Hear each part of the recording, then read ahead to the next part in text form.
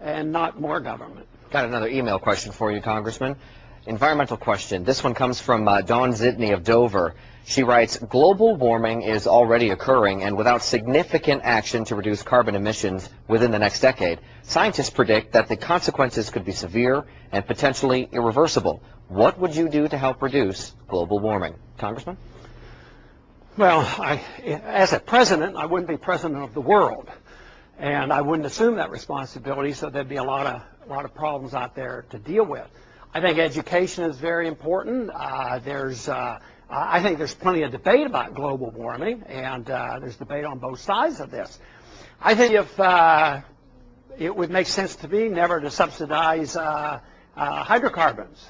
Yet we do. We had an energy bill passed not too long ago that although there were some good parts in there because it was lower taxes and other things, but there were also subsidies to big corporations. And we literally subsidize hydrocarbons by saying, well, we've got to protect the oil. You know, coming in and spending all these hundreds of billions of dollars protecting the oil, which compounds our problems.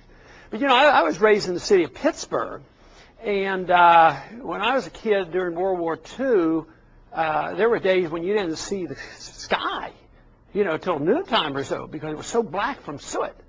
And you know that city cleaned up a long time before EPA because people dealt with these problems with property rights and the city ordinance and city control. And they say you can't do this.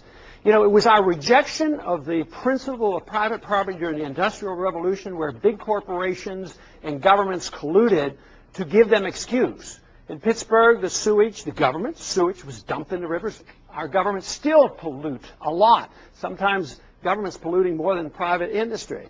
But this whole idea that anybody has the right to pollute with hydrocarbons or emissions is wrong. And yet they were excused for a long, long time, and they still are excused, even though our solution, instead of going back to a property rights solution, they go back to the bureaucracy.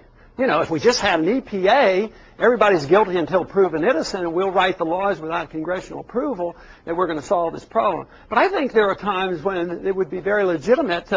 You know, we're close to Canada. There's no reason why we can't talk to Canadians, the United States, and dealing with some of these, you know, when you share rivers and share air. This is one time where I think an understanding between two countries, a lot different than world government.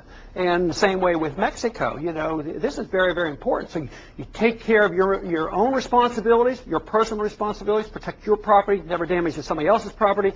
You do this in a city like they did in Pittsburgh. You do it within a state, and then you have a federal responsibility to deal international with borders. Let's go back to the audience. We have another audience question.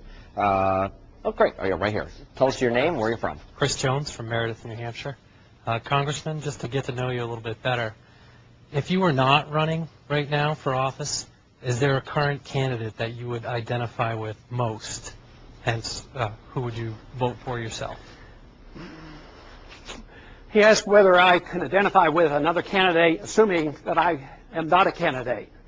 Not wholly, but I have. But there's been some who have hinted that they might run, who have had sort of an enlightenment with foreign policy, and that's Chuck Hagel. You know, he's talking about a more humble foreign policy, which we had been promised, but we don't have.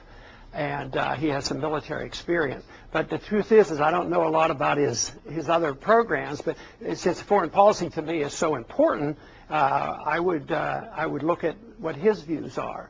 And on the Democratic side, it just happens that Dennis Kucinich is a good friend of mine, and his views, and he's an honest person. And when he when we were dealing with Kosovo, the Democrats were in charge, but he resisted it. So, but of course, the Republicans resisted it strongly. You know, this is interesting. Now that I bring that subject up, when the Kosovo War was going on, there was a vote in Congress to delete spending. You know, like they pretended that they might do with not supporting this escalation. And those of us objected, were unpatriotic and not supporting the troops. Well, there was a vote, and 108 Republicans against 48 Republicans, voted to stop funding for the war going on in Kosovo. And all of a sudden, those are the same people who are saying that if I say that in Iraq, you know, I'm not protecting the truth.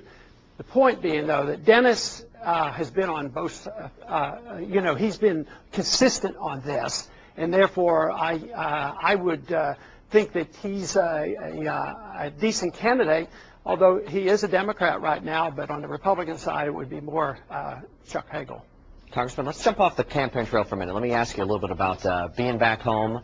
You were sharing with me before we began the show today that you sometimes play second fiddle to the missus and her cookbook. Share with us that story. Oh, my goodness, yes. Okay. I was telling the story that one of the things we do in our district, it was mentioned earlier that I have a large family and 17 grandchildren and one more coming soon. And 3 of our kids are in medicine. But my wife claims she doesn't know anything about politics. But we were in a very, very tough race, and since I have these kooky libertarian ideas that you should be left alone, let alone, and not be molested by your government, they say, well, he's such a bad guy, and they did some pretty nasty stuff to me, both Republicans and the Democrats, although I was running as a Republican. She came up with this idea of a cookbook. She said, well, let's send a cookbook out, have our house, you know, our family recipes in it, and put pictures of all our kids. Well, and I tell this to my audiences down at home. I said, oh, I strongly objected to this. I said, now what would people want to look at? A cookbook and family pictures about? I said, they want me to talk about the Exchange Stabilization Fund and the IMF and the Federal Reserve. And I tell the crowd that, and I said, well, I finally decided that we'll try it. Turned out that the cookbook became the most popular thing we ever did in the district. And when we go about the district, sometimes people will come up and they'll know her picture because she and I are on the front, but they'll recognize her, and they'll come over to talk to her, and I think, what do you mean? I'm the congressman. What are you talking about her for? Does she remind you about the story of convincing you and it being I have to play second fiddle.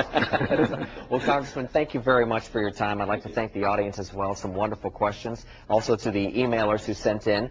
We'd like to thank you for joining us for this conversation with the candidate. The conversation will, in fact, continue.